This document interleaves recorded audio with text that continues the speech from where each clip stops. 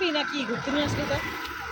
এই মাত্র ভাত খেয়ে আইছিস, আবার চা খাইছিস, 40 টাকা দিয়ে আমার দিয়ে আইছিস না।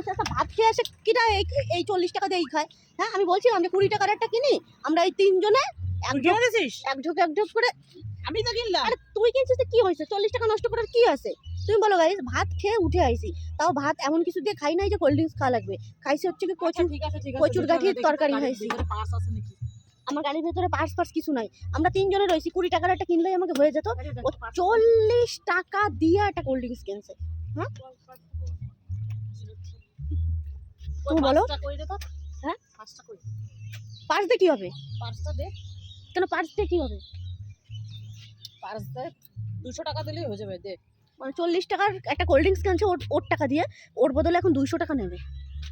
এই তোমরা একটা জিনিস দেখবা? কি দেখবে? দেখাবো? হ্যাঁ দেখা। সুন্দর একটা ফুলের দিকে কই এইটা? ওয়াও না? হ্যাঁ, ফুলটা অনেক সুন্দর গাইস, অনেক সুন্দর ফুলটা, পুরা গুলদস্তা একদম। যাই হোক, সবই ঠিক আছে, 40 টাকা নষ্ট করার কোনো মানে হয় না। ঠিক আছে, এইভাবে টাকা পয়সা অপচয় করিস তুই সব সময়। শোন না, ভালো শোন না, কি অনেক ভালো তো, অনেক ভালো তো। আমি তোরে বলছি যে যখন যেটা প্রয়োজন সেটা খাবি, অপচয় কেন করবি? কারণ 200 টাকা দিয়ে কি হবে? একটা জিনিস নেবো। কি নিবি?